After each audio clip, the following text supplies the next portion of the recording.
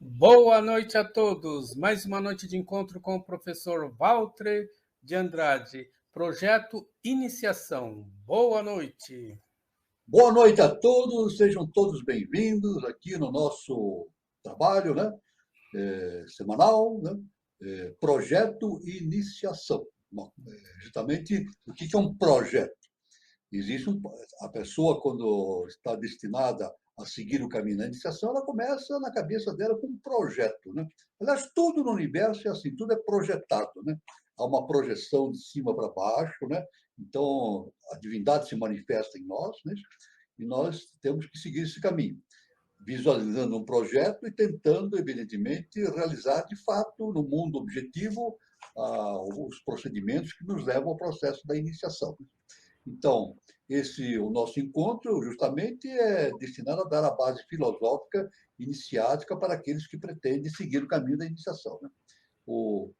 Sempre informando que a base, aqui no nosso trabalho, é sempre os trabalhos relacionados à doutrina secreta de Helena Petrovna Blavatsky e as revelações do nosso mestre, ensinamentos do nosso mestre, o nosso querido mestre, professor Henrique José de Souza, fundador da Sociedade Brasileira de Eubiose, né? E também nós focamos, dentro da sequência natural das coisas, os ensinamentos dos grandes instrutores da humanidade, através dos tempos e das civilizações, né? Então, o objetivo é a síntese do conhecimento a fim de propiciar aos pretendentes ao caminho da iniciação informações e valores importantes para a finalidade. Outra finalidade do encontro é propiciar a reflexão a respeito do momento evolutivo que a humanidade está vivenciando nesse início do século XXI e início da era de Aquário, a era de Maitreya, né? A era de Maitreya Buda, né? Uma coisa importantíssima para a humanidade e principalmente relacionada ao Brasil, que é o berço da nova civilização. Né? Brasil, berço da nova civilização. Então, e para aqueles que já estão no caminho da iniciação, este encontro aqui também traz a possibilidade de uma reflexão a respeito de muitos assuntos acerca da iniciação e assim por diante, né? É claro que para que a pessoa siga o caminho da iniciação, é necessário filiar-se a uma escola iniciática. Existem muitas escolas iniciáticas aí pelo mundo, né? Mas nós, aqui no Brasil, aqui no nosso encontro, nós referendamos, nós indicamos que as pessoas façam a sua iniciação na Sociedade Brasileira de Eubiose, né?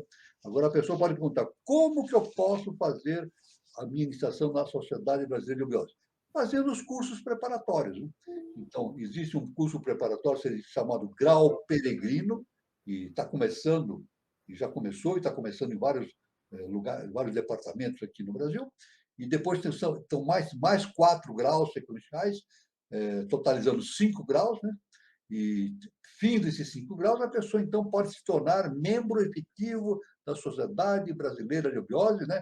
Da chamada série interna. Aí pode participar das ritualísticas, pode ler as revelações do nosso augusto mestre, professor Henrique de Souza, participar de reuniões e tudo assim, muito importante, né? Agora, como que a pessoa pode, o que a pessoa precisa fazer para começar esse caminho dentro da eubiose? É necessário fazer o primeiro grau, é o grau peregrino, o preparatório, grau peregrino. Como que a pessoa vai acessar, entrar no grau peregrino? É simples, é muito simples. É só entrar na internet, né, e procurar lá o Sociedade Brasileira de Eubiose. Lá, ou então pode entrar direto com o endereço, né, www.eubiose.org.br. Aí vai aparecer o site da Eubiose. E no site da Eubiose estão listados todos os departamentos existentes no Brasil. A pessoa lá vai encontrar o endereço do departamento, o e-mail, o telefone, todas as possibilidades para fazer o contato, né? Aí está uma apresentação aí de curso de iniciação peregrino. Aí então a pessoa faz a sua inscrição e começa o curso. Aí normalmente, né? Então aí está como que a pessoa pode começar o seu curso melhor. E eu também quero, todo encontro eu faço isso, né? Lembrar aqui Aurora dos Deuses no Braço de Órion, um livro que eu publiquei, são 600 páginas, né, de assuntos iniciáticos, né? Isso aí pode ser adquirido no departamento Moca, na rua Conde Prats 988, Cambuci, São Paulo, e às quintas-feiras, das 10 às 16 horas, com o senhor José Aparecido, né? Telefone 20217290. Ou então no CEP, Conselho de Estudos e Publicações. Aí vai pelo correio, né? Pode entrar em contato através do e-mail, né? CEP, CEP, né? cep@eubiose.com.br. Muito bem. Então, nós vamos continuar os nossos estudos aqui. Nós estamos dando ênfase, né, algo muito importante, que é justamente as instâncias de Dizian, da cosmogênese. São 7 instâncias de Dizian, né, da cosmogênese, e da antropogênese são mais 12 instâncias de Dizian, divulgados, né, esses conhecimentos, através da doutrina secreta de Helena Petronio Blavatsky. É um assunto realmente muito importante, né? Assunto muito importante, lembrando que as instâncias de Dizian são pergaminhos antigos de origem tibetana, de onde foram tirados esses assuntos muito importantes a respeito de cosmogênese e antropogênese. Aliás, HPB, repetimos, esteve lá no Tibete na época, né? Nos mundos internos, né? E trouxe estes relatos, né? Isso é tudo escrito em uma linguagem sagrada chamada Senzar, né? As instâncias de Xi'an, segundo Blavatsky, estão relacionadas com o livro dos Preceitos de Ouro e com os livros de Kyute, que são uma série de tratados do budismo esotérico. Então, é necessário, então, para a pessoa ter um perfeito entendimento da doutrina secreta, o estudo das instâncias de Xi'an. E é o que nós estamos fazendo. Nós estamos aqui, vamos estudar hoje, começar a estudar, justamente a instância número 4, as hierarquias setenárias. Nós devemos dizer que as instâncias são escritas, né, foram escritas para HPB, sob o auspício, o comando, sob a orientação dos grandes mestres, né, que a orientavam no trabalho, né, mas tem uma forma muito, assim, uma forma assim alegórica, né? Alegórica no sentido iniciático, né? Mas a HPB dá a explicação. Isso nós fazemos aqui. Nós apresentamos as instâncias de Dizian, como foi apresentado para a HPB na época, no século XIX, e depois as explicações que a HPB fez a respeito das instâncias de Dizian, trazendo esse conhecimento para uma linguagem ocidental, né? Uma linguagem mais pertinente, condizente com o processo de entendimento da intelectualidade no Ocidente. Né? Então, vamos aqui à instância 4, as hierarquias setenárias. Né? Veja bem, muito importante. Filhos da terra, ouvi os filhos do fogo, vossos instrutores. Sabei que não há nem primeiro nem último, porque tudo é um só, número que procede do que não é número. Então, veja bem, tudo procede da unidade. Tudo procede da unidade, do eterno, né? do além, do além cosmos, né? Do universo imanifestado.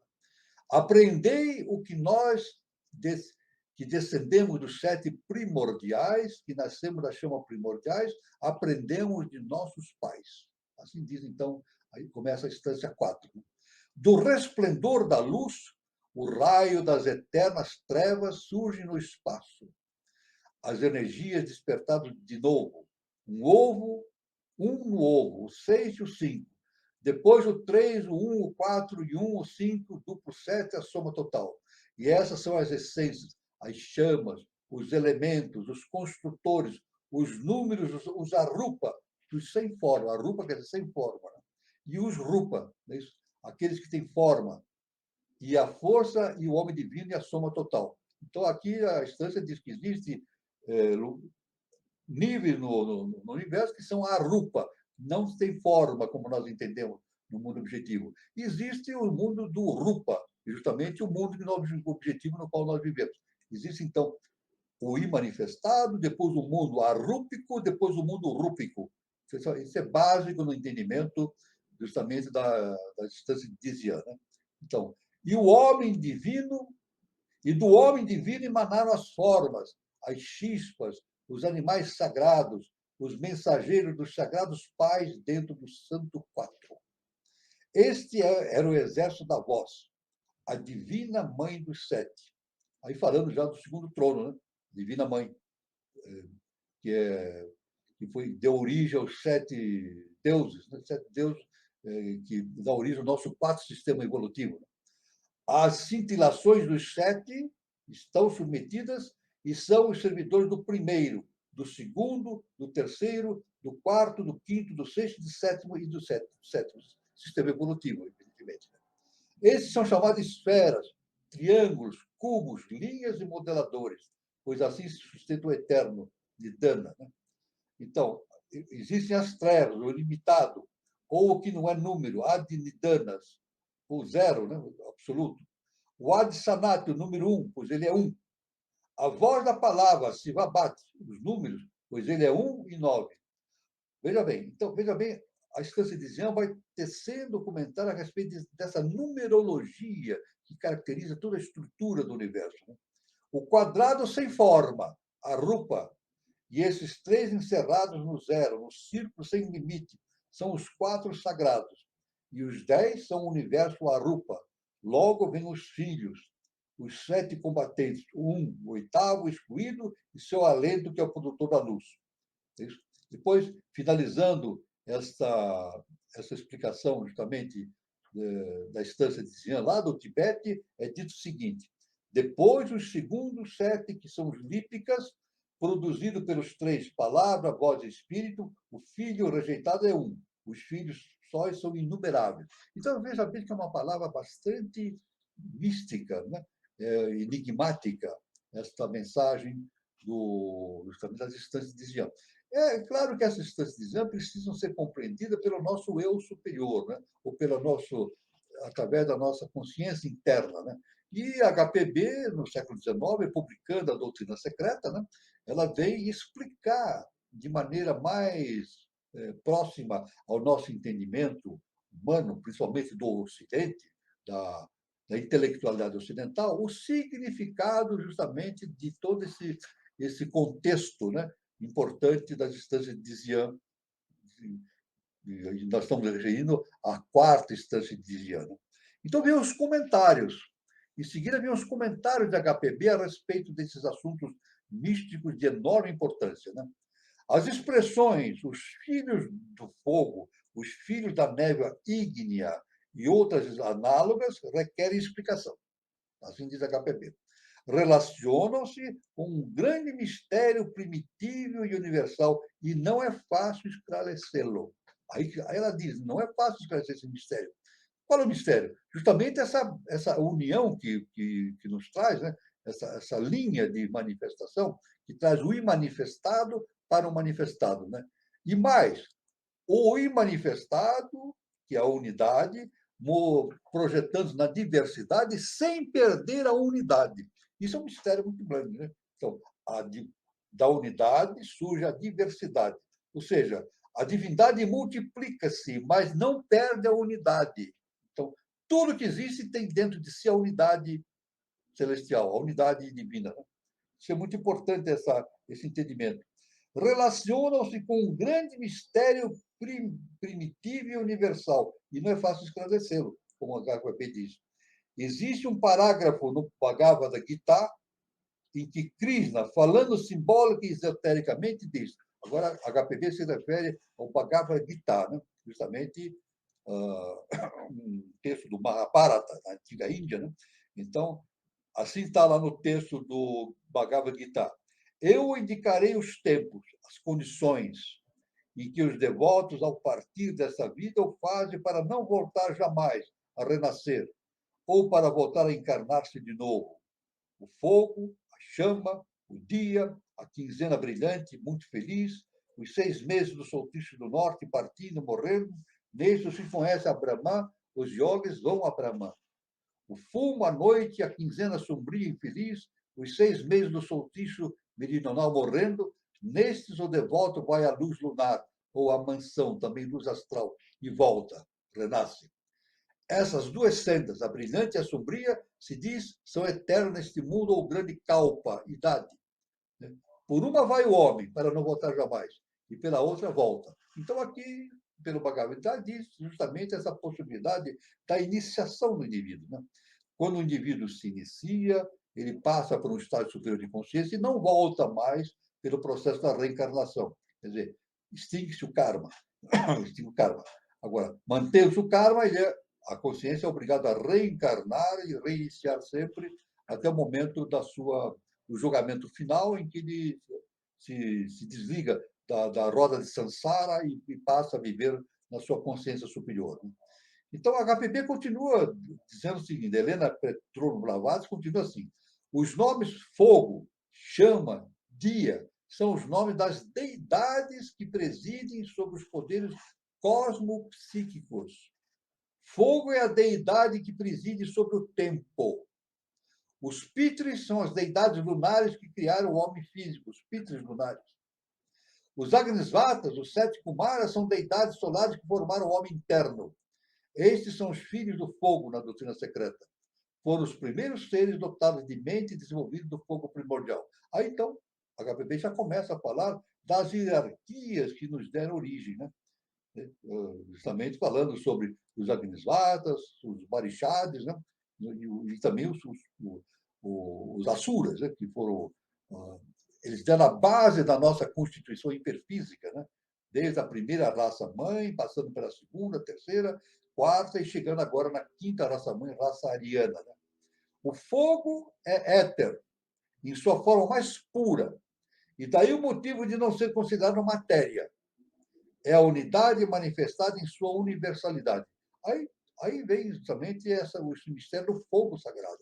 O fogo está permanentemente expresso em tudo. Como fogo é justamente a expressão intrínseca da própria divindade. Né? Mas existem 2 fogos, e nos ensinos ocultos se estabelece distinção entre ambos. 2 fogos. Do primeiro, ou seja, do fogo informe e invisível oculto no central sol espiritual, se fala como sendo tríplice, metafisicamente, ao passo que o fogo do cosmos manifestado é setenário, em todo o universo, em nosso sistema solar. Então, veja bem, então existe um fogo superior, né, ligado ao imanifestado, né, e da unidade, e tríplice, de forma tríplice, trina, e existe o fogo manifestado, justamente de forma setenária. Aí, então, tudo que se manifesta no objetivo, no nosso sistema solar, estamos falando da evolução do nosso sistema solar, necessariamente tem que passar por um processo de manifestação setenária. Daí a existência de 7 sistemas evolutivos. O fogo do conhecimento consome toda ação no plano das ilusões. Olha só, o fogo do conhecimento consome toda ação no plano das ilusões, diz o comentário oculto. Portanto, aqueles que o têm adquirido estão emancipados, são chamados fogos. Então, é o fogo interior do conhecimento, da iniciação, né? Do progresso iniciático, do processo de evolução superior. A expressão tudo é um número que procede do que não é número refere-se ao princípio universal. Tudo que é número procede daquilo que não é número, referindo-se ao princípio universal. O absoluto não tem número, porém, em seu último significado, tem uma aplicação tanto no espaço como no tempo. Pois qualquer coisa manifestada é parte de um todo, sendo a soma total, o universo manifestado, e procede do infinito manifestado. Aqui nós podemos entender, então, que a própria deidade, a divindade, ela se manifesta na diversidade, mas a unidade permanece. Né? Na verdade, a diversidade é maia, mas em cada pontinho dessa diversidade, em cada elemento que constitui essa diversidade, nós temos a unidade indivisível. É por isso que as correntes iniciáticas sempre procedem na seguinte afirmação: somos todos um. Somos todos um. Então, reunindo-se toda essa diversidade, reconstitui-se a unidade reconstitui-se na sua forma primitiva, né? Evidentemente, caminhando para o imanifestado. Né? Então, a diferença entre os construtores primordiais e os 7 subsequentes é que os primeiros são o raio, emanação direta do quadro sagrado, e a tetraquis, o eternamente existente por si mesma, eterna em sua existência, não em sua manifestação, e distinta do universal. Latentes durante o pralaya e ativos durante o manvantara, os primordiais precederam do pai e mãe. O outro quaternário manifestado e os 7 precederam da mãe. Somente esta Imaculada Mãe Virgem, em sua condição indiferenciada. Aí o HPV já começa a falar justamente do segundo trono, da Mãe Divina. A Mãe Divina. Na realidade, são todos um. Não é isso? Todos um. Mas seus vários aspectos no plano do ser são diferentes.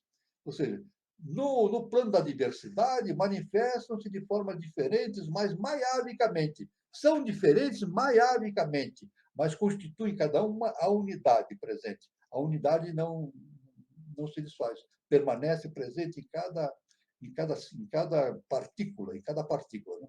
Aí nós temos aquele princípio da onisciência, da onipresença. Né? Então, é a onipresença. A onipotência, os 3 princípios básicos da atividade, né? A onipresença, a onisciência e a onipotência. A onipresença justamente é essa, né? A unidade está presente em toda a partícula do universo. Maiavicamente, parece que o universo está diversificado, está dividido em pedaços. Não é isso? E é isso que o universo nos mostra, né? Uma quantidade enorme de seres, de astros, e aqui na Terra de elementos vivos, de moléculas, de átomos, assim, né? Mas cada partícula tem a unidade, ela se mantém intacta. Né? Isso é muito importante nessa apresentação. Né? Na realidade, todos são um. Veja bem, na realidade, todos são um, mas seus vários aspectos no plano do ser são diferentes, maiavicamente, é claro. Né? Os primordiais são os seres mais elevados na escala da existência. São os arcanjos do cristianismo, aqueles que se negaram a criar ou reproduzir-se, como fez Miguel e seus anteriores companheiros nascidos da mente de Brahma. Então, aí vai discorrendo, o HPB vai discorrendo justamente desse processo gigantesco da manifestação da consciência superior nas suas diversas possibilidades, né, existenciais em planos inferiores, através de um processo justamente, através de manifestação avatárica, né, através de tulcos. O universo todo é forma tulcuística, né? Os tulcos provêm da mente universal, né? Una, né? Assume diversos aspectos diferenciados no mundo da manifestação, mas não perde a sua unidade. Não perde a unidade. É claro que nessa descida tulcuística há uma perda dessas unidades, da perda da sua consciência original, deífica, né? A perda. Né? Então, isso aí é o grande mistério. Há uma descida, a formação da diversidade, a perda da consciência original, mas a unidade permanece. Então, por isso, que Jesus o Cristo, está no Evangelho, né? Ele diz: vós sois deuses. Cada um tem a divindade dentro de si. Una. Está perfeita, está íntegra ali a unidade. Né? Então, os Kumaras são 4, e 7 ao mesmo tempo, quando somados à tríade logóica. São eles Sanaka, Sananda, Sanatama, Sanat Kumara. São estes seres e suas hierarquias e números completos. Está edificado o mistério da estrutura do universo inteiro, esses 4 Kumaras. Né? O Senhor de todos os seres, O princípio animador dos deuses e dos homens se originou da matriz de ouro, a esfera do nosso universo. É um ser andrógeno. E a alegoria de Brahma, separando-se em duas partes, é uma prova disto. Então, aí HPB já vai descrevendo todo esse processo. É claro que é um trabalho de uma enorme complexidade. Né? Veja bem, o trabalho da HPB foi muito de uma importância imensa, né? Porque é justamente trazer esse conhecimento iniciático do Oriente, expresso de maneira simbólica, e exprimir de uma forma que se adeque ao conhecimento intelectual aqui do Ocidente. Por que é necessário isso, né? Isso é uma coisa muito importante. O Ocidente é o responsável pelo surgimento de uma nova civilização da era de Maitreya. Né? O que é Maitreya? É o Cristo universal. O Cristo universal proveniente do primeiro trono, né? Cristo universal, né? O Cristo cósmico, né? Um ser cósmico. Né? Então, ele é Maitreya. E a questão toda é justamente fazer com que essa consciência se projete através dos seus emissários, né, no plano terrestre, até um ponto que Maitreya se manifeste plenamente no mundo objetivo, no mundo manifestado. Né? Então, aí então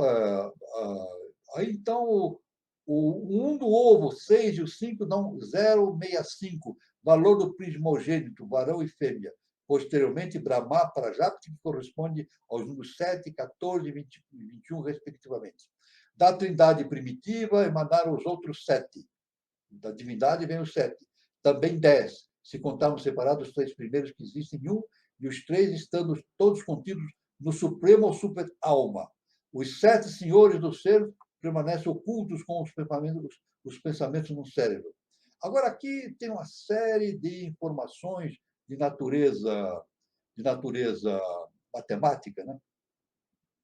É claro que eu acredito que, se nós transmitirmos esses fatos de maneira, aqui pela internet, né, vai se tornar difícil o entendimento. Evidentemente, o fato de nós estarmos aqui conversando sobre esses assuntos, sobre essa matemática universal, não elimina a necessidade de que a pessoa leia diretamente a doutrina secreta, porque faz parte do processo da iniciação. É um assunto muito difícil, né? Então, a HPB entra aqui numa série de consideração, né, sobre esse número na frente do círculo, o cordão de anjos que separa o cosmo fenomenal do numenal, que não se acha no limite da percepção da nossa consciência presente objetiva. Né? É o número da mística suástica. Então, ela vai descrevendo aí toda essa matemática divina, né? E fica muito difícil aqui, através de uma live, transmitir esse conhecimento. Já é difícil no livro, né? Porque a pessoa tem que meditar muito, pausadamente, com muita tranquilidade, procurando absorver esses conhecimentos.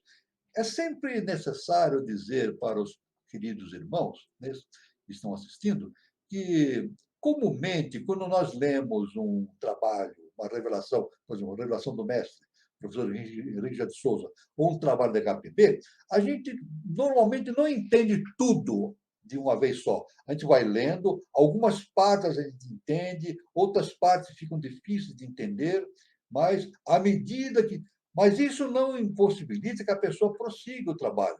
Se ela vai lendo, não entender uma parte, tudo bem, não entendeu, ela passa para outra, não vai ficar só naquela parte tentando entender, passa para outra. Isso significa o quê? Não é que ela não entendeu, não é falta de entendimento. Faltou elementos necessários para que pudesse entender. Então, ela prosseguindo na leitura, vai seguindo, vai entendendo outras coisas, e no momento oportuno, os elementos necessários vão cair na sua consciência para entender justamente aquilo que ficou para trás. Então, o interessante a gente verificar é o seguinte, que o entendimento da doutrina secreta e da eubiose não é linear, né? Não é linear. Ela tem pausas, tem momentos de reflexão. A pessoa, às vezes, não entende determinado momento, ela tem que voltar, refletir.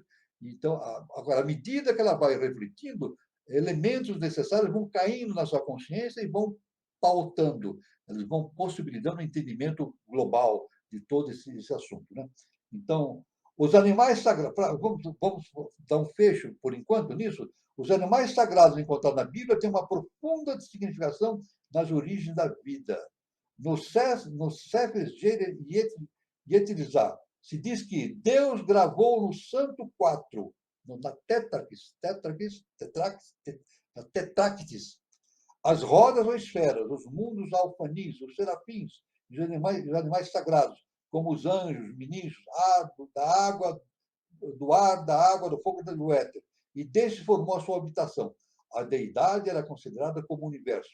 Os animais sagrados se converteram no signo do zodíaco, como a chave astronômica. Olha, a HPB já começa, então, a entrar na questão do significado justamente da astronômico, né? E justamente do signo do zodíaco, referido à astrologia. Então, o entendimento tem uma imensidão de possibilidades relativamente a todo esse conhecimento que nós podemos auferir dessa base. Né? Os devas na Índia são os poderes conscientes e inteligentes da natureza. A essa hierarquia corresponde ao tipo atual da humanidade, em que seu todo é a expressão materializada da natureza ainda imperfeita. Então, veja bem, a expressão materializada da natureza ainda imperfeita. Isso significa o quê? Que tudo aquilo que existe no mundo objetivo é manifestação do mundo superior. E nós, no mundo objetivo, temos que entender essa relação existente entre o mundo manifestado e o imanifestado. E é justamente esta possibilidade de entendimento que nos leva à iluminação. A iluminação, né? Nós nos libertamos das nossas limitações pessoais, da nossa personalidade, e passamos a entender, de fato, essa relação que existe entre o universo superior, né? O universo pré-cósmico e o universo cósmico. Então, veja a imensidão desse conhecimento. É claro que a pessoa, quando começa. Eu devo dizer, quando a pessoa começa a estudar toda essa doutrina secreta, as instâncias de Xi'an, ela pode, às vezes, num certo ponto, ter um desânimo. Puxa, eu não consigo entender. Mas não é assim. Não é assim que deve ocorrer. A pessoa não deve desanimar. Ela deve continuar, mesmo que ela não entenda um determinado fato, pula aquele fato e vai prosseguindo, que no final novos elementos vão sendo adicionados na sua consciência, isso é inevitável, né? A evolução da consciência, e o entendimento surge perfeitamente num determinado momento. Então, é isso que nós queremos falar. Vamos passar a palavra para o nosso irmão Carlos, para as suas considerações, e para a gente trocar ideias a respeito do assunto. Interessante, né, professor? O que todos nós aqui na face da Terra, a gente tem essa unidade dentro de nós, mas a gente tem a consciência limitada, né? E eu achei muito interessante isso nesse trecho que o senhor colocou, que a gente vai adquirindo à medida que a gente vai experimentando em cada vida, né? A roda de Sansara, né? Exatamente, exatamente. E a gente está nesse momento de Páscoa, né? De ressurreição, né? A gente ressurge para se tornar algo melhor, né, professor? Exatamente. E o interessante é isso, dá aquela visão de que somos, né, uma pedra bruta que vai, a cada ciclo, né, a cada vida, a cada volta, vai se lapidando até se tornar um diamante. Muito bacana essa explicação, professor. Aliás, o nosso irmão, você, o Carlos, falou uma coisa muito boa da ressurreição. Né? Dentro do cristianismo, o fato da ressurreição é muito mais importante do que o Natal e o Ano Novo. Muito mais importante do que o Natal. Não é isso? Porque a ressurreição significa uma nova visão de universo do indivíduo frente à criação. Não é isso? Veja bem, não, muito mais do que a ressurreição do corpo físico, né? Mas o ressurreto ele tem a possibilidade do entendimento global dessa questão toda superior. Né? Isso aí tem o significado justamente do que nós falamos sobre a questão da religião. Né? A religião, né? Religião vem do latim religare. Então, é religamento, é o ligar, religar, é ligar novamente. Ligar, fazer o religamento, a religião, tem que ligar novamente. Nós sofremos um desligamento temporário da nossa consciência superior de vida Então, nós temos que fazer esse religamento. E realmente é uma ressurreição, né? Nós somos, quando o indivíduo atinge a sua condição superior de entendimento, é um ressurreto, né? Ele ressurge das cinzas, né? Das cinzas da, da, da Maia, ressurge das cinzas da Maia e se identifica com a sua consciência superior. Isso é inevitável, é irreversível, e inevitável no processo de transformação do ser humano num ser super-humano, depois num ser subdivino e finalmente num ser divino. A volta à casa do Pai, como o nosso mestre, divino mestre Jesus o Cristo nos ensinou. O professor, o senhor falou também algo interessante no seguinte sentido, né?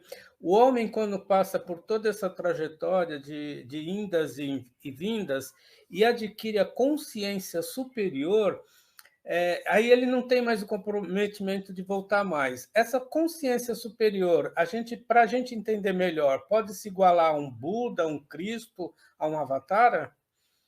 Exatamente. Veja bem, qual é o processo básico da nossa existência? Né? É veicular, veicular. Nós temos que nos tornarmos veículos para a consciência superior. Mas, ao mesmo tempo que nós nos tornamos veículos, o que acontece? A consciência superior desce para a Terra. Então, qual é o processo? Qual é o processo de evolução? O processo de evolução, justamente, é levar o mundo objetivo para cima, para o céu, e trazer o céu para o mundo objetivo. Então, é a união, é a harmonização do céu com a terra, é a união do céu com a terra. Esse é o processo objetivo. E é claro que, à medida que o ser humano vai evoluindo, ele vai passando por transformações de consciência muito importantes, né? E nós temos, então, consciências no mundo intermediário entre o mundo celestial superior. Nós temos os Budas, né? Temos as diversas hierarquias, né? Que vão se diferenciando e tornando-se veículos cada vez mais importantes para a consciência superior. Então, este é o nosso processo de evolução. Nós somos seres de hierarquia. Né? Qual é a nossa hierarquia? Jiva. Jiva. Mas não somos Jiva. Estamos passando pela experiência Jiva. Assim como estamos passando pela experiência humana. Estamos passando pela experiência Jiva. Mas depois, com o tempo, nós nos tornaremos hierarquias superiores. Barixades, vamos nos tornar também com consciência de Agnisvatas, depois de Asuras e assim por diante. E depois atingiremos a condição super-humana. Né? É necessário. Então, esse é o caminho, justamente, da iniciação do ser humano que o leva ao adeptado. Adeptado. Mas é claro que nesse processo de evolução do ser humano, desse projeto de transformação das suas estruturas hiperfísicas, né? da sua estrutura de perfil, da sua consciência, ele vai se tornando cada vez melhor um veículo para as consciências superiores. Então, vai havendo uma união do que está em cima com o que está embaixo. Isso é muito importante. Isso aí nos remete àquela imagem, né, que nós temos, né, do Brasil, aqui no século XXI, a era de Maitreya, né? O que é Maitreya? É o Cristo cósmico, né? Ele é derivado de Brahma, é isso? O futuro, justamente, é a projeção de Maitreya na face da Terra, né? A projeção, aliás, é chamado. O Brasil tem essa importante missão, né? Chamada Pátria do Avatar Maitreya, né? O Brasil é chamada pátria do Avatar Maitreya pelos conceitos iniciáticos, né? E o berço de uma nova civilização. Isso significa o quê? Que todos aqueles que estão aqui nessa quinta raça mãe ariana, né? Evoluindo, ele tem esse caminho de projeção de melhorar a sua consciência interna para ser veículo cada vez melhor da consciência superior, formando uma elite espiritual. Isso é importante. Então, quanto maior for essa elite espiritual que nós tivemos no Brasil e no planeta Terra, maior facilidade terá da consciência divina se manifestar no plano físico. É isso? Então, isso indica que a projeção da consciência divina no plano físico não é simplesmente uma doação de Deus para o homem, é uma conquista. Isso é muito importante. Né? Aquilo que vem de Deus, da divindade para nós, né, no nosso processo evolutivo, não é simplesmente uma doação, mas é uma conquista do ser humano através do seu processo iniciático, do seu processo de transformação interna. Né? Por isso que Jesus diz, conhece a ti mesmo. Jesus falou, conhecereis a verdade vos libertará. Conhecendo a verdade, conhecemos o Deus interno e nos libertamos das limitações do mundo objetivo. Isso possibilita, então, a união do céu com a terra. Esse é o objetivo, a união do céu e da terra. No futuro, os mundos internos virão para a face da terra. Isso o nosso mestre, o professor Henrique de Souza, ele fala isso, né? 3005, ele diz, a Garta virá para a face da terra, inevitavelmente. Por quê? Está projetado, existe aquele projeto cósmico de que a humanidade, especificamente o Brasil, principalmente, estará em condições de fazer esse elo, essa ligação com os mundos internos. Então, as consciências do mundo interno, dos mundos internos, especialmente de Agartha, virá para a face da Terra. Ou seja, os deuses virão conviver com os seres humanos na face da Terra. A união do céu com a Terra. Esse é o projeto iniciático, todo o projeto de evolução da humanidade, e isso vai acontecer inevitavelmente. Inevitavelmente isso acontecerá. Muito bom, professor. O Guilherme Guazelli Neto pergunta: a Bíblia Sagrada seria o primeiro livro iniciático da nossa era? Não, a Bíblia Sagrada é um dos livros, né? É um dos livros. Nós vamos dizer assim, é um livro importantíssimo para a humanidade, né? Dos hebreus, e serviu de base para a manifestação do Cristo, né? Jesus o Cristo, serviu de base de manifestação para a fundação das ideias de Paulo de Tarso, que fundou não o cristianismo, mas o paulinismo. No paulinismo, que tem uma conformação específica, especial para o mundo ocidental. Então, é um dos livros. Né? Então, e Jesus seguiu a Bíblia. Existem muitos livros iniciáticos. Nós podemos dizer o seguinte: existem muitos livros iniciáticos através dos tempos. A Bíblia é um deles. Agora, a Bíblia tem uma tônica. É muito importante. A Bíblia tem uma tônica específica para aquele momento. Uma tônica específica para aquele momento que justamente foi a retirada do povo hebreu do Egito, vindo para a Terra Prometida. Então, era necessária a Bíblia para dar sustentação ao nosso mundo ocidental. Né? Então, é claro que o mundo ocidental nosso, no sentido espiritual, é baseado nos princípios da Bíblia, né? Da Bíblia e nos princípios de Jesus o Cristo. Né? Então, é básico isso para a nossa evolução do Ocidente, é básico. Isso não pode ser menosprezado e nem subentendido, esse fato. Né?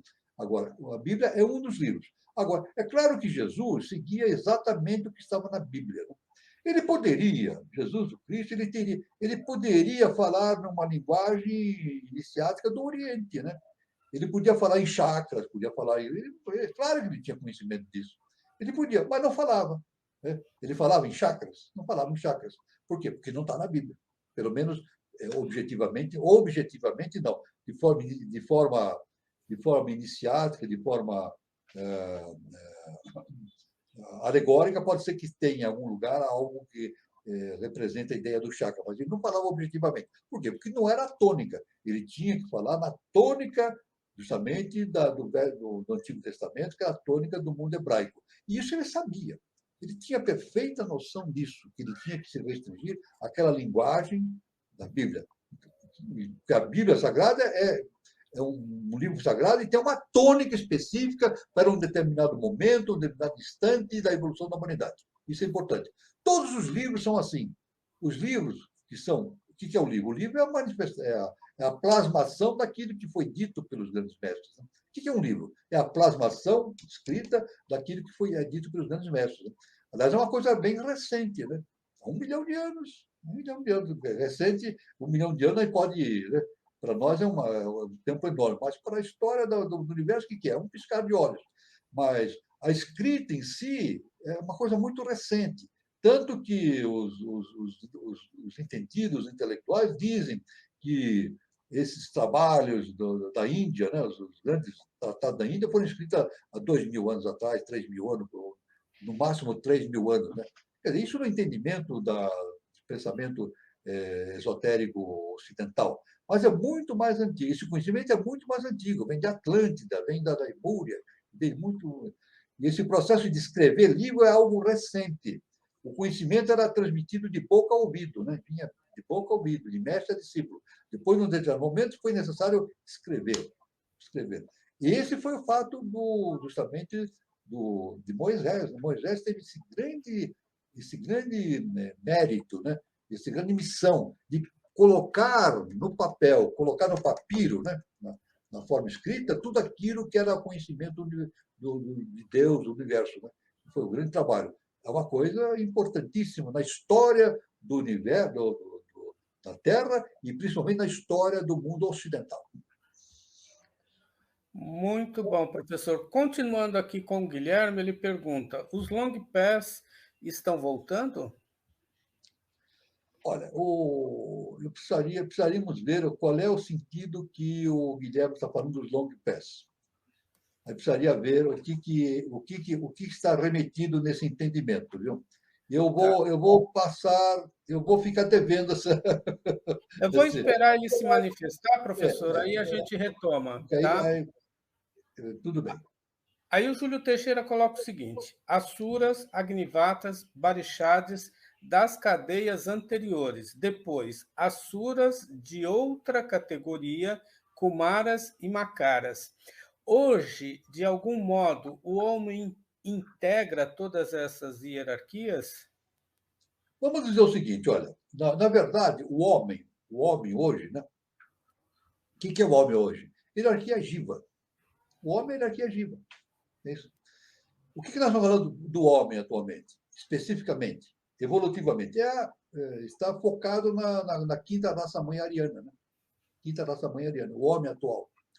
É claro que tem muita gente com consciência lemuriana e atlântica circulando por aí, né? Mas não é o homem atual, esse não é o homem atual, é da antiguidade, dos tempos anteriores, que não conseguiram o seu processo evolutivo. Então, nós somos jivas, né?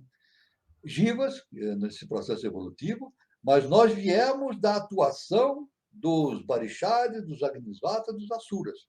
Foram eles que nos deram a estruturação hiperfísica.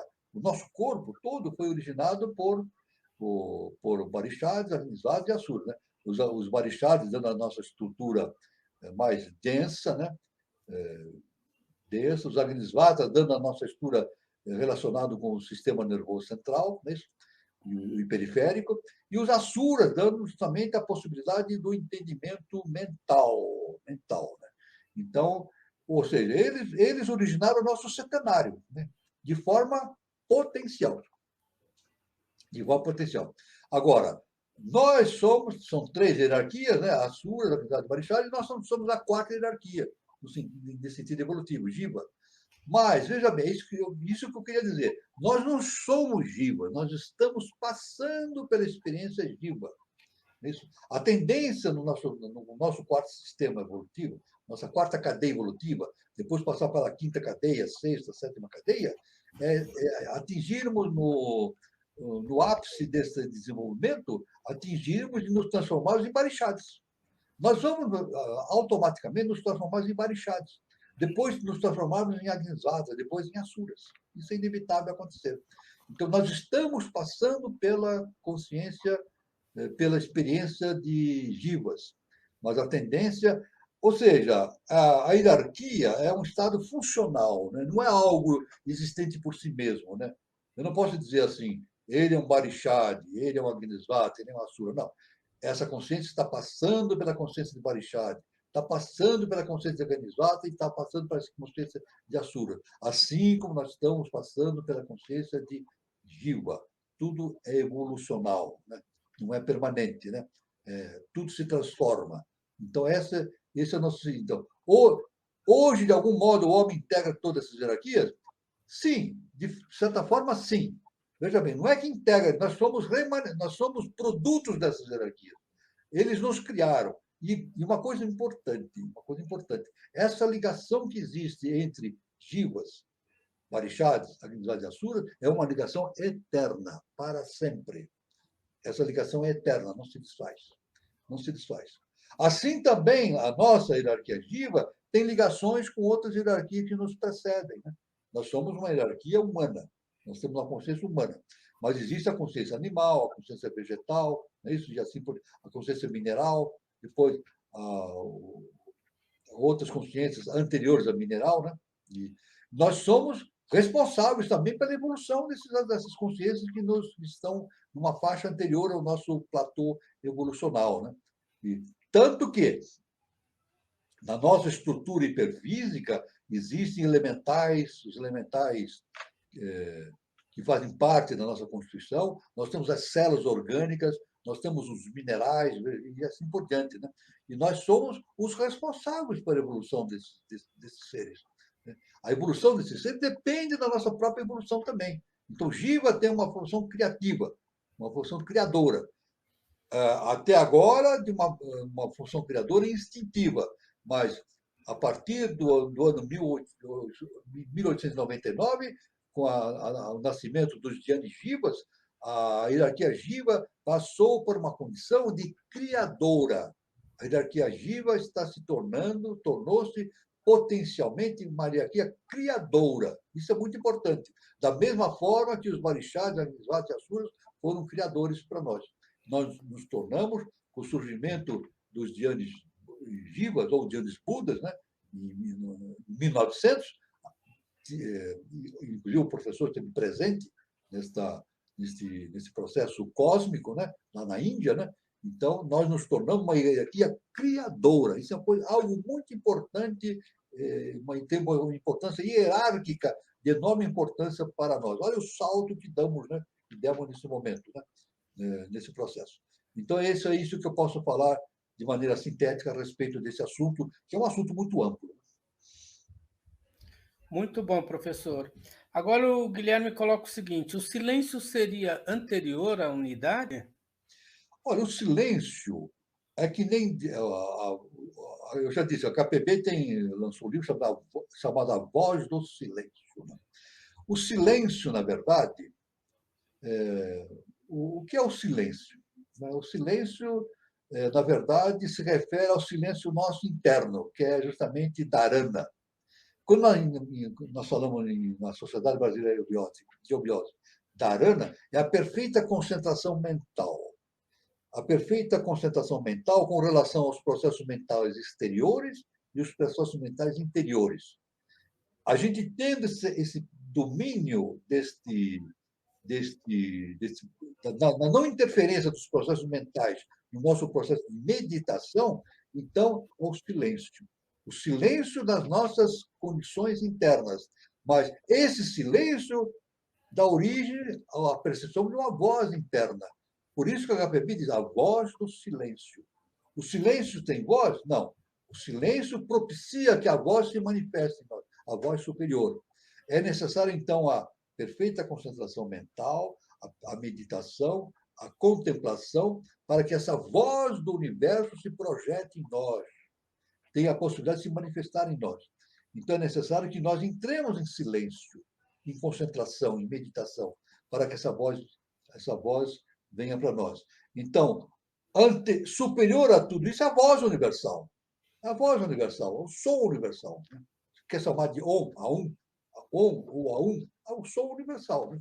O som universal. E esse som se projeta em nós, se manifesta em nós, à medida que nós tenhamos a qualidade e a condição de exercer o silêncio interno. Então, o silêncio é uma condição humana. O silêncio é uma condição humana. Quando o indivíduo entra em silêncio, uma perfeita concentração mental, meditação e o processo de contemplação, a voz superior desce. Né? O som universal desce sobre nós. Através, não o som universal diretamente, mas as manifestações desses sons universais, que são as hierarquias superiores a nós, né? Do Akasha, do além-Akasha, e assim por diante. Então, essa é a visão que eu posso dar a respeito dessa ligação entre a questão do silêncio e a questão da unidade, do som universal. Muito bom, professor.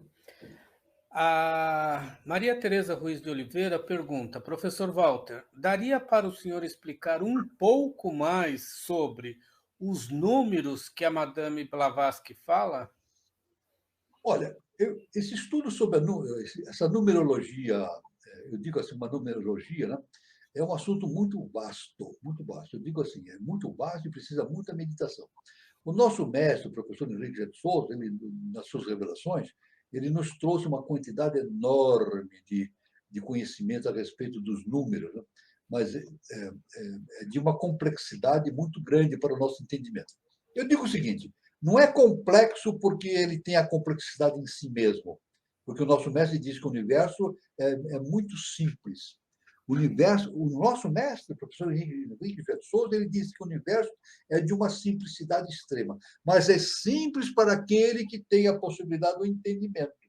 Como nós não temos a possibilidade do entendimento, o assunto é complexo. Então, a complexidade não é devido à complexidade em si do assunto, mas a dificuldade que nós temos para entender as coisas no sentido superior. Aí, então, é necessário que haja o processo da iniciação. Né? Agora, explicar um pouco mais sobre os números que Madame Blavatsky fala, realmente, aqui no momento, é um assunto muito vasto, né? Os números, né? A questão de número é muito vasto. Né? Aliás, é, Platão, na sua academia de Platão, lá na porta da academia, estava escrito assim: quem não souber matemática, não entre. A matemática, ele diz, é matemática divina, né? Tem que ser matemática, uma matemática divina. Então, essa questão do número é um assunto muito complexo, mas essa complexidade deve ser resolvida através do conhecimento interno, do autoconhecimento, né? Do processo de iniciação. Então, é o que eu posso explicar de momento a respeito dos números que a Dani Blavatsky fala. Aliás, é o que não falta. Se nós estudando todos os livros de Blavatsky, ela frequentemente volta nesse processo de numerologia, dos números, né? Porque tudo no universo é número. Pitágoras já falava, o universo é número. Né? O nosso mestre, inclusive, fala que não é só número, é números, sons e cores. O universo se manifesta sob a forma de números, sons e cores. Então, essa numerologia, é isso que eu posso falar sobre a numerologia, né? Sobre essa parte numérica que o Madame Blavatsky falava e o professor também, que é um assunto bastante importante, mas é necessário uma aplicação constante do estudante a respeito desses assuntos para que a sua consciência vá se ampliando cada vez mais, a maneira de entender com perfeição toda essa gama de conhecimento superior que é de enorme importância. Muito bom, professor. O Júlio Teixeira coloca o seguinte: o ressurreto, o renascido de si mesmo, nem teria outro de quem renascer. Exatamente. O ressurreto é o renascido de si mesmo. Né?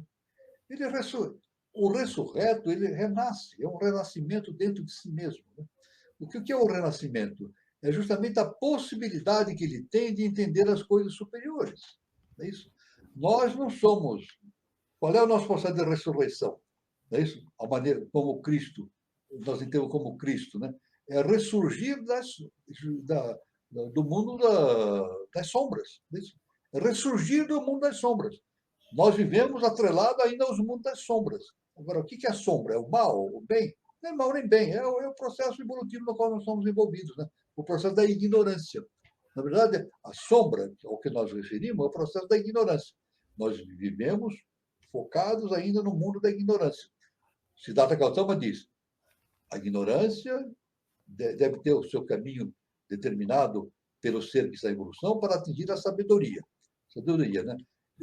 Nós podemos dizer que a sabedoria é a ressurreição. É isso? O que é renascer? O que é renascer? É renascer através da sabedoria, né? Renascer através da sabedoria. Ou seja, livrar-se das limitações da sua personalidade, do mundo objetivo. Ele surge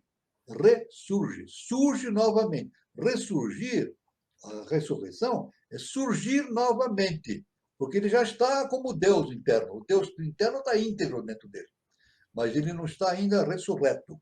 Ele não tem ainda a capacidade aquele que está envolto neste manto, nesse aspecto deífico, não tem ainda capacidade de entendimento. Nós não temos capacidade de entendimento. Por isso que o conhecimento da nossa divindade é a nossa própria ressurreição. A ressurreição nossa, o ressurgir da capacidade de entendimento para que atinjamos a casa do Pai. Né? Então, isso aí, esse é o significado do renascimento, da ressurreição. Por isso que no mundo cristão, a ressurreição que nós passamos agora, né? Estamos passando esse momento importante, o momento da ressurreição, é um momento importantíssimo para o entendimento do processo evolutivo. Ele complementa, professor, da seguinte forma: subir ao andar de cima, renascer. Exatamente. Além disso, subir de cima. Para nós, subir, o que significa? O nosso irmão Júlio falou, é interessante o que ele falou, subir ao andar de cima. O que é subir no andar de cima? É justamente sair da esfera humana, passando para a esfera super-humana. Pronto, isso é o andar de cima. O andar de cima é justamente sair da esfera humana e passar para a esfera super-humana. Como é que se passa isso? Através do adeptado. Do adeptado. Então, no processo de formação do adeptado, o indivíduo torna-se um ser super-humano. O seu corpo causal torna-se diferente, superior. É isso? E aí rompe-se a roda do karma, né? O samsara, né? Essa roda do cara que se repete indefinidamente enquanto o indivíduo está sujeito à lei do karma, se rompe. Ele, então, passa para essa ressurreição, sobe para o andar de cima. Todos os grandes mestres passaram por isso. Siddhartha Gautama passou por isso, a sua iluminação. O que é a iluminação de Siddhartha Gautama? Justamente ele passou da esfera humana para a esfera super-humana. Foi um processo. E não foi uma doação da divindade, foi através do seu trabalho interno, da sua pesquisa, do seu estudo, da sua dedicação, do emprego da sua vontade, no sentido de adquirir esse conhecimento. Né? Então, é só observar a vida dos grandes mestres e nós temos, então, o entendimento do que significa a ressurreição, o ressurgir para a esfera superior, ressurgir para a condição de um ser super-humano. Mas não para por aí. Não para por aí. Torna-se super-humano, depois a tendência é tornar-se subdivino e depois divino. Agora, é isso que nós sabemos, divino. É o que tem na nossa cabeça. A volta à casa do Pai. Mas ainda tem a ligação da casa do Pai, que é chamado justamente Brahma, com o imanifestado. Aí é o mistério. Aí vem um outro mistério, né? A ligação da casa do Pai, que é justamente Brahma, com o Sol central, depois justamente com o eterno, o imanifestado. Aí é um assunto que é um assunto de extrema mistério para todos que vivem no sistema solar, não é só para a humanidade, para todos aqueles que vivem no nosso sistema solar. Muito bom, professor. O Itamar Oliveira ele faz uma pergunta comprida, professor. Depois continua além dessa, tá? Então vamos se limitar nessa pergunta ao seguinte: Pedro Álvares Cabral era um Kumara? Exatamente, era um Kumara. Ele tinha essa função kumárica. Pedro Cabral teve uma função kumárica. Tanto que, no seu símbolo, né, ele tinha, as famílias, antigamente, tinham o símbolo da bandeira, né? Tem um significado heráldico, a heráldica da família. Né? Então, justamente no símbolo da família de Cabral, tem uma cabra. Por isso que é Cabral. Por que ele é Cabral? Porque é cabra. E o que é cabra? É o símbolo justamente do Kumara. Por que se diz Kumara é uma cabra? Porque a cabra vive no monte. As cabras vivem nos montes, né? Elas são animais que vivem em lugares superiores, nas montanhas. Né? Então, justamente Kumara significa isso. Né? Aliás, Kumara, nós podemos entender ser Kumi-mara. Mara, maravilha. Maravilha que vem do cume. Maravilha que vem do cume. Né? Então, esse é o sentido do Kumara. Então, Pedro Álvares Cabral ele teve essa função kumárica.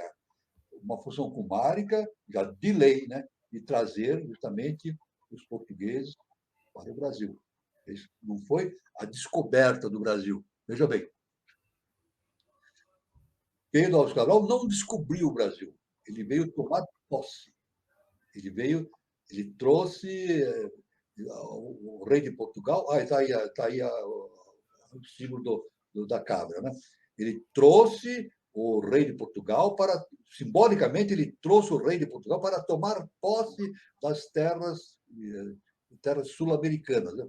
Porque os portugueses já conheciam há muito tempo, eles já viajavam desde 1340, 1330, 40, nessa época eles já viajavam para o Brasil, como os vikings. Os vikings viajavam também, antes de 1500, 1300, 1400, viajavam para a América do Norte, os vikings, né? E os portugueses também. Isso aí, a história oficial não conta esse fato. Isso vai ser incorporado ainda na história acadêmica, esse fato, né? Já estão começando a desconfiar disso, né? Então, o Pedro Álvares Cabral ele veio aqui tomar posse da terra porque possibilitava, a linha de Tordesilhas possibilitava esse processo de tomar posse. Havia um processo legal na época, que era justamente o Papa que decidia, né, as questões de tomar posse de terras sul-americanas, que hoje constitui parte do Brasil. Então, professor, a pergunta dele continua, né? Kumara é um símbolo de bode, e o bode pode ser, se torna um carneiro, depois um cordeiro. Por isso, João Batista falou: és o Cordeiro de Deus, ele falava de Jesus Cristo? Pois é, todos esses símbolos dos animais, nós falamos aqui, aliás, existe o sistema geográfico, né, sul-mineiro, aqui em Minas Gerais, né, o centro do sistema geográfico. Aqueles que são da IBO já conhecem, aqueles que não conhecem, estou falando, né, justamente o centro do sistema geográfico sul-mineiro é justamente a cidade de São Lourenço, né, onde existe o templo dedicado a Maitreya, o templo de Maitreya, né? Isso, o templo de São Lourenço, da Uruguai, é o templo de Maitreya Buda. Veja a importância. E é o templo central do sistema geográfico. São 7 cidades que giram, que estão ao redor de São Lourenço, é o sistema geográfico sul-mineiro. E cada cidade tem um totem relacionado com os tátivas, né? São 7 tátivas, então são 7 por 7 animais também. Cada cidade tem um totem, um animal relacionado com essa cidade. Então, isso nós podemos entender a questão do bode, do cordeiro, da cabra, né? São totens relacionados ligados com esse entendimento dos tátivas, né? Os 7 tátivas. Né? Então, eu quero dizer que o Cordeiro de Deus também tem um significado esotérico, o Cordeiro de Deus. Falava, era o título que se dava e se dá a Jesus o Cristo, né? Então sempre tem essa relação com o totem, um tátiva. Na verdade é um totem e um tátiva, um processo vibracional que existe no universo, que são 7 tipos de vibração. Muito bom, professor. O Guilherme Guazelli, ele coloca o seguinte: Long Pass, mensageiros voadores. Realmente eu não posso responder. Realmente eu não tenho essa informação de mensageiros voadores.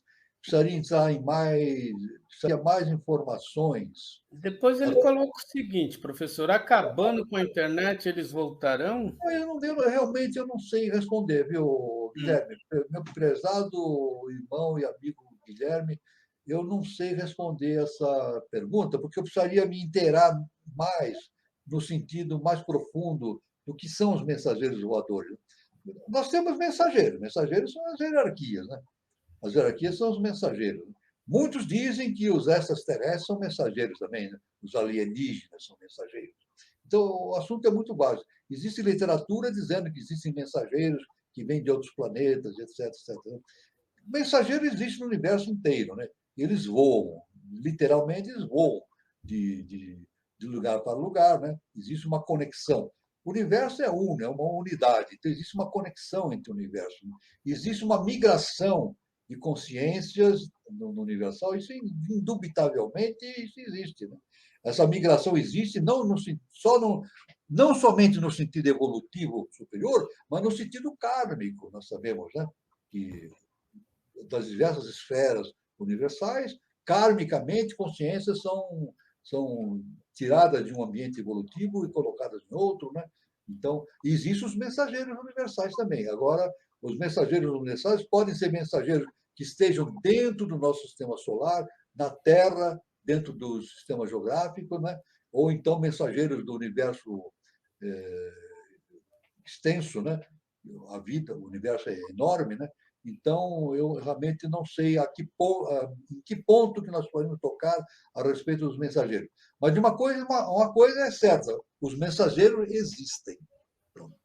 Os mensageiros existem. Agora, a questão de classificar esses mensageiros, aí de acordo com o conhecimento da pessoa, da faixa de entendimento que ela tem, ela pode entender mensageiros evolutivos como seres extraterrenos, seres alienígenas, ou seres superiores de outras dimensões do universo, ou seres dentro da nossa própria estrutura do sistema solar. Então, o assunto é muito vasto, mas tem suas especificidades. Isso que eu quero dizer. O assunto é muito vasto, mas dependendo daquele que está estudando, tem as suas especificidades. Isso que falta, para mim, está me faltando a especificidade do assunto para entrar em maiores detalhes. O professor, o Júlio Teixeira coloca isso, ó. Aprenda a respirar, que será um long pass, né? Que são monges tibetanos que fazem essa ligação seguindo uma determinada estrela. Bom, a respiração, isso faz parte da eubiose, pranayama, né? Pranayama é uma prática bastante importante para o processo de iniciação e desenvolvimento da consciência superior, pranayama, né? E pranayama está relacionado com a absorção de prana, pranayama, né? A absorção de prana. E de onde vem prana? Vem do Sol. Vem do Sol. Então, uma energia solar que está dispersa pelo nosso sistema solar e que nós recebemos. Isso aí faz muito bem para a nossa constituição. Não só o prana faz, é importante não só para a nossa constituição hiperfísica, mas também para o nosso corpo físico. Né? Prana é essencial. Não pode existir nada sem prana. É prana, forrata e kundalini. São as três energias básicas do nosso sistema. Né? Então, aprender a respirar realmente é muito importante. E quem estiver na eubiose vai realmente receber aulas específicas a respeito de pranayama. Pranayama. Então, isso é muito importante. Né? Pranayama, a respiração, juntamente com as yogas, né? Para facilitar o seu processo de conhecimento interno, de expansão da sua consciência. Muito bom, professor. O Itamar ele continua com os comentários. Ele coloca o seguinte: por isso Moisés mandou um cordeiro e passar o sangue nas portas, cordeiro símbolo de uma hierarquia superior? Sim, aí também tem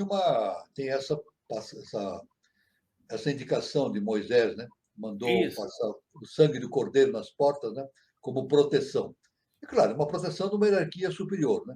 Simbolicamente, isso aí está relacionado com essa questão. Mas eu entendo que isso aí, no sentido simbólico, também significa uma proteção mental, né? No momento que a pessoa se identifica com o cordeiro. Veja bem, veja bem. No momento que uma pessoa se identifica com o cordeiro, com uma instância superior, ela está mentalmente ligada a uma instância superior.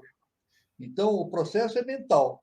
Então, foi um processo se a gente analisar bem, um processo de proteção mental do povo hebreu, né? Contra a agressão do faraó.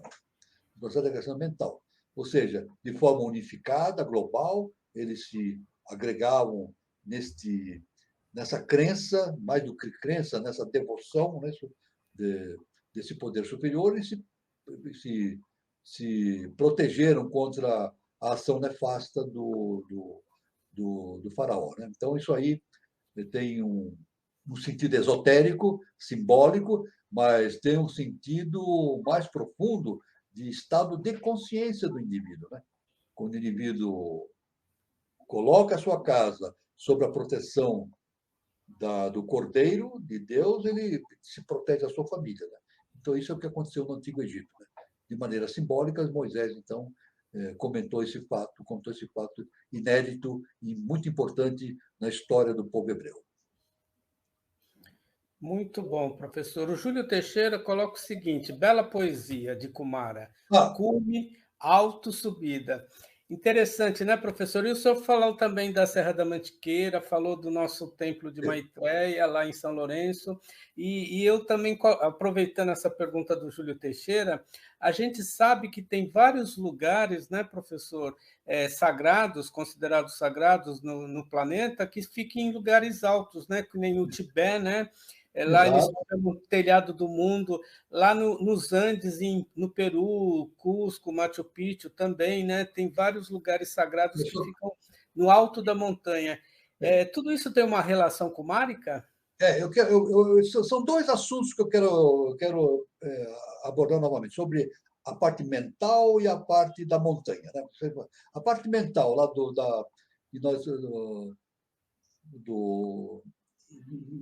citado anteriormente aqui, né, passar o sangue do cordeiro na porta das pessoas para protegerem a contração do Moisés, é uma postura mental. Né? Assim também na Península Arábica, né, quando Moisés rodou com o seu povo durante 40 anos, né, houve um momento, está na Bíblia, que choveu pão. É isso? O maná do céu. Né? O maná do céu. Então, choveu o maná do céu, o pão. De maneira alegórica, a gente entende que choveu pão, mas não foi assim bem, não é bem esse sentido. Né? Maná vem de manas, mente. Então, do céu choveu justamente aquela chuva arquetipal de mente, infundindo a mente dos hebreus, naquela época, de uma condição superior de entendimento. Né? Então, o maná do céu, choveu manas. Então, a mesma coisa do sangue na porta das casas dos hebreus, né? Para proteger do faraó, é uma postura também mental. Né? Agora, sobre a questão da montanha, o nosso mestre, o professor Henrique de Souza, ele falou e deixou um conhecimento para nós muito importante. Né?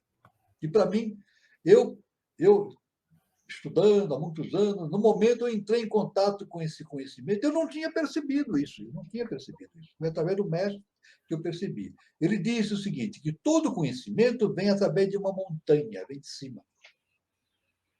Veja só que interessante.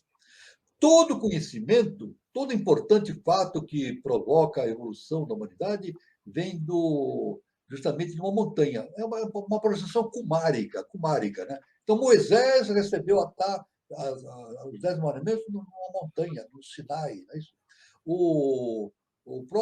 E assim, várias coisas acontecem. Né? O próprio mestre, nosso mestre, a fundação espiritual da obra em São Lourenço deu-se na Montanha Sagrada em São Lourenço. Né? Tudo acontece numa montanha, né? Vem numa montanha. Justamente está relacionado com esse processo kumárico, né? Daquilo que vem de cima para baixo. Né? E isso é muito importante, o significado de montanha no sentido kumárico. Né? Todo conhecimento vem de cima, do cume da montanha. Né? E mais interessante que nós podemos perceber que onde não existem montanhas, por exemplo, no Egito não existem montanhas como nós conhecemos, né? É deserto, né? No tempo do faraó sempre foi esse deserto, né? Como não existiam montanhas, eles fizeram o quê? Montanhas artificiais, que são as pirâmides, não é verdade? Então, o conhecimento vem de cima. E a pirâmide, pelo menos as três principais, Kelps, e Miquelinos, são monumentos ao conhecimento humano. Não são depósitos de múmias, de jeito nenhum. São monumentos ao conhecimento humano. Então, como não existiam montanhas no deserto, então, o que acontece? A lei levou aos faraós a construir as pirâmides, que, aliás, das 7 maravilhas do mundo, são as únicas que subsistiram. Né? Existiram 7 maravilhas no mundo. As únicas que sobrevivem até hoje são as pirâmides do Egito. Né? e sobreviverão muitos anos, muitos milhares de anos. E estão aí sobrevivendo porque precisam ser entendidas. Nós não entendemos ainda o significado intrínseco daquilo que está nas pirâmides. Isso a HPB fala, o nosso mestre, o professor Henrique José de Souza fala, que nós temos que entender o mistério das pirâmides, ainda não entendemos. Então, justamente são as montanhas que não existiam no Egito e a divindade levou à construção das pirâmides. Né? E através do quê? Dos seres que vieram de Atlântida. Né? A gente sabe, né, que as pirâmides são construções vindas do conhecimento de Atlântida. Né? Muito bom, professor. O Itamar Oliveira pergunta: a pessoa que medita o sangue pode mudar? Como assim? Pessoa que medita o sangue, eu não precisaria especificar mais isso. Precisaria especificar mais. Realmente não a pergunta eu não entendo. Não há um. O que ele quer dizer com isso, Carlos? Olha, eu vou esperar ele falar, mas eu não Realmente sei se, não eu não sei meditar se o tem ligação, sangue eu não não sei se tem ligação com o sangue lá que Moisés colocou na parede, né? não deve ser isso. A pessoa que medita o sangue pode mudar, né? Muito bem. O sangue, na verdade, tem um significado esotérico muito profundo. Né? Mas o sangue é justamente ligado com a nossa hierarquia, Jiva, né? Jiva, né? O ser humano, né? O ser humano tem uma ligação com o sangue, né? E isso aí, o sangue tem é um elemento importantíssimo, né? No sistema de existência do ser humano, né? Tanto que o próprio Cristo fala do pão, ele diz: comei, comei, esse é o meu corpo, justamente o pão, né? E do vinho ele falou: tomai e beber, esse é meu sangue, né? Então, o sangue tem um significado muito importante no sentido de iniciático, né? E tanto que a taça do Santo Grau sempre está relacionada com o sangue, né?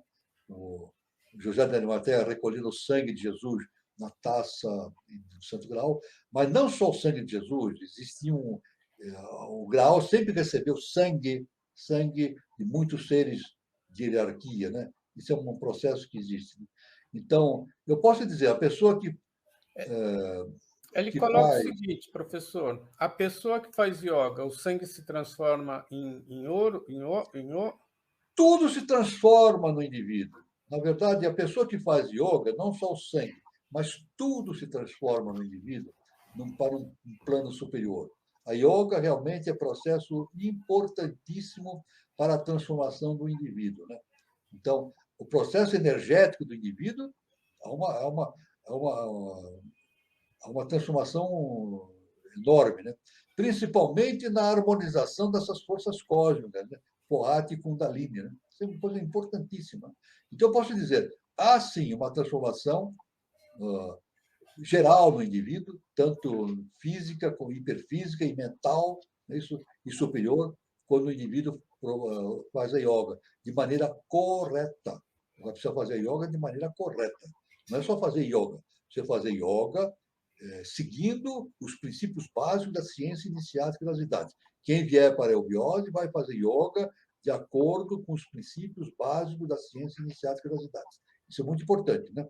Porque pode existir gente que ensina uma yoga que não siga esses princípios, uma yoga degenerada. Isso, a degeneração ocorre em qualquer lugar, né? Qualquer lugar. A degeneração do conhecimento, por isso que o indivíduo, o ser, quando vai fazer um processo iniciático, ele tem que escolher uma escola que siga rigidamente os processos da iniciação de acordo com a ciência inicial das idades. Então, o que eu posso dizer é o seguinte: a yoga faz uma transformação profunda no indivíduo, tanto física como hiperfísica, né? Tanto a yoga dos chakras, né? Ele vai melhorando a função dos chakras, né? Isso aí influi nas glândulas endócrinas, veja bem. São 7 chakras, né? Estão ligados com as 7 glândulas endócrinas. Olha a importância disso. É isso? 7 glândulas, as glândulas endócrinas comandam todo o processo biológico do nosso corpo, né? E é claro que isso aí há uma transformação vibracional no indivíduo, né? E e também uma vibração na parte física, né? Melhoria, né? Inclusive aumentando a longevidade, dando mais saúde para o indivíduo, né? Dando mais saúde, né? E isso é muito importante, né? Esse entendimento. Então, eu posso dizer que, para o nosso irmão Itamar, sim, a pessoa que faz yoga, ela produz em si uma transformação muito importante, tanto física quanto vibracional energética. Muito bom, professor. O Gil Teixeira coloca: o cordeiro, além da tradição judaica, não seria também no sentido de pureza, mansidão? Também podemos dizer, tem esse sentido o cordeiro de Deus, né? A mansidão, a pureza, a mansidão, isso aí. Como um totem, é um totem, né? Que tem seu significado, né? Isso aí, isso aí realmente podemos fazer um estudo muito profundo nesse sentido, né? No sentido universal, humano, né? Evolucional, a respeito do cordeiro. O cordeiro tem esse sentido, sim, o sentido da pureza, da mansidão, verdade. Ele também coloca, professor, o trantismo é específico para essa transformação da energia sexual em orgias. Eu não vou entrar agora, eu devo dizer o seguinte, que a Tantra Yoga ela tem que ser encarada de maneira bastante cuidadosa, né? Cuidadosa, né? Isso aí não sou eu quem fala. Os iniciados indicam que a Tantra Yoga pode ter que ser considerada de maneira bastante cuidadosa para que não haja uma deturpação do processo, né? Porque aí está em ação as energias da sexualidade, né? A sexualidade é algo divino. Sexualidade é algo divino, mas quando não bem conduzida, torna-se algo muito impróprio para o ser humano, né? Dificulta, dificulta a evolução do ser humano quando a sexualidade não é exercida de maneira, vamos dizer assim, deífica, de maneira divina, né? O sexo é divino, mas quando não feito de maneira divina, pode se tornar um entrave no processo evolutivo do ser humano, né? Então, o Tantra também deve ser. Isso aí é um estudo bastante específico. Eu não poderia entrar em detalhes agora, seria ter uma live só sobre esse assunto, né?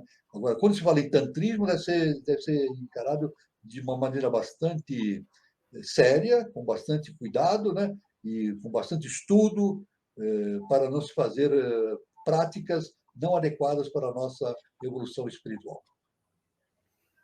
Muito bom, professor. O Itamar coloca o seguinte: Kumaras sobe a montanha, chega a Ishvara? Claro, o Shivara é o Deus projetado pela Mãe Divina, né? Então, Kumara, na verdade, é uma projeção que vem de cima, né? Cume, né? Kumara é maravilha que vem de cima. Kumara, quer dizer, Kume e Marabara é maravilha. Maravilha que vem de cima, né? Então, nós podemos dizer assim, Kumara é uma projeção do Ishvara, é um estágio. É um estágio que o indivíduo atinge para atingir o Ishvara, depois atingir a Mãe Divina, depois atingir a essência cósmica além do segundo trono, né? Então, realmente, esse é o sentido. É o sentido. Muito bom, professor. Bom, em função da hora, chegou a hora de eu dar o nosso recado aqui, né? A nossa próxima roda de conversa, terça-feira, toda terça-feira o Conexão 3005 traz um tema para a roda de conversa. E esse próximo tema será Geometria Sagrada, Egito Antigo e Brasília, a correlação existente nessa geometria. E está dentro do projeto bicentenário, né, do Brasil, e será no dia 19 de abril de 2022, terça-feira, no mesmo horário, às 20h40. Né? A geometria sagrada está na base das ciências. É a de Brasília, e a de Brasília aponta um conhecimento sagrado da Atlântida e correlação com o Egito de Akhenaton. A geometria sagrada será, então, uma palestra ministrada pelo Edom Ferreira, tá? Ele é um empresário e e ele que vai falar sobre o assunto, e os mediadores serão Eduardo Nunes e Daniela Troncoso. Então, prestigie, tá? Então, será com Edson Ferreira de Brasília. Prestigie a nossa roda de conversa, agora, terça-feira, dia 19 de abril de 2022, no mesmo horário, às 20h40. Vamos ver se dá tempo de o professor responder alguma perguntinha, né, professor? Sim, pois não. Eu sei que o Guilherme colocou: quando acabará a malhação do Judas, professor? Na verdade, a malhação de Judas é uma invenção que não tem sentido, não tem sentido. Não tem sentido. Então, jamais faz parte do emocional. Do emocional. Humano, porque a malhação do Judas indica que o Judas, como traidor, né? Mas a história é bem outra. Né? A gente sabe que Judas não traiu Jesus. Ele fez o que tinha que fazer. Isso. Judas, no meu livro, Aurora dos Deuses, no Brasil, eu falo sobre esse assunto de maneira focada nesse assunto, né? Mas Judas, na verdade, ele fez o que tinha que fazer. É isso. Inclusive, veja bem, olha, quando está no Evangelho, né? Isso eu tenho que falar, uma coisa muito importante. No Evangelho, eles estavam reunidos, né, ao redor da mesa e perguntaram para Jesus que um deles trairia, né? Ia ser o traidor. E perguntaram para ele quem seria o traidor. Então Jesus pegou um pedaço de pão, molhou no vinho e entregou para Judas. Isso. Ele não apontou, esse é o traidor. Ele disse: a quem eu entregar um pedaço de pão, esse que fará o trabalho. Pegou o pedaço de pão e entregou para Judas. E no momento que ele entregou, isso está no Evangelho. Está no Evangelho. Jesus falou para Judas: vá e faz o que você tem que fazer imediatamente. Veja bem. Ele diz, está no Evangelho: vá e faça o que você tem que fazer imediatamente. Ele podia ter falado: não faça isso, que você vai estragar tudo. Não faça isso. Ele podia dissuadir, né? Tirar o Judas do caminho, se ele sabia que era traidor. Ele podia tentar convencer o Judas para não trair. Não, mas Judas tinha que fazer aquilo. Fazia parte da lei cósmica. A lei cósmica tinha decidido, era o processo kármico, não do Jesus, mas da humanidade, do livre-arbítrio da humanidade, de crucificar ou não crucificar Jesus. E botaram em Barrabás. E Judas, também naquele momento, isso é muito importante, naquele momento no Evangelho, diz que quando Jesus diz para Judas fazer imediatamente o que tem que fazer, no Evangelho diz que Satanás tomou conta de Judas, do corpo de Judas, está no Evangelho. Mas não foi Satanás, que tomou. Foi o próprio emanação do quinto senhor, né? A própria emanação do quinto senhor que tomou conta do corpo de Judas, né? Como é que era o nome?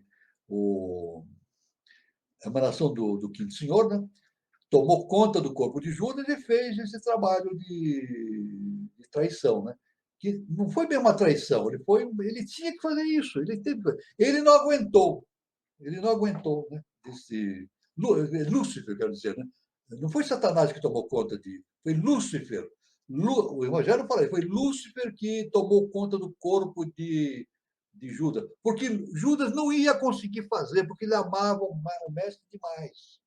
Então, o Judas, ele tinha que fazer. Então, o Lúcifer veio e se incorporou no corpo de Judas e levou o Judas para entregar para o Caifás. E depois que passou esse processo, o Judas não aguentou e se matou. A gente sabe que ele cometeu suicídio, se enforcou. Ele se enforcou, na verdade, o Judas, porque não aguentou isso. Então, Judas, na verdade, foi um grande discípulo de Jesus. Então, essa malhação realmente é algo que faz parte da incompreensão humana. Também como Maria Madalena. Né? Maria Madalena não era prostituta, coisa nenhuma, ela era uma mestra gnóstica. Foi os dois grandes discípulos de Jesus, os maiores discípulos de Jesus foi Judas e Maria Madalena. Maria Madalena. Os dois maiores discípulos de Jesus foram Jesus e Maria Madalena. Que Maria Madalena, que esteve envolvida no processo da ressurreição, né? Porque ela que transmitiu essa ideia da ressurreição de Jesus Cristo. Foi ela. Porque Jesus não morreu na cruz. Nós já falamos disso. Jesus não morreu na cruz. Ele foi tirado vivo da cruz e foi para o Oriente. Ele morreu no Oriente. Né? Ele sobreviveu ao martírio da cruz. E Maria Madalena sabia que ele não tinha morrido, mas ela tinha que jogar uma maia. Então, a ressurreição de Jesus com o corpo e tudo foi uma maia que Maria Madalena jogou. Então, ela tinha que fazer isso. Agora, Maria Madalena inventou uma mentira. Não, ela tinha que fazer isso. Não é bem nem mal, é o necessário. É a questão, o nosso mestre fala, nós não devemos nos preocupar com o bem e com o mal, mas sim ver justamente o que é necessário. Judas fez o necessário, tinha que fazer, não tinha jeito. E Maria Madalena fez o necessário também. Ela criou essa ideia da ressurreição.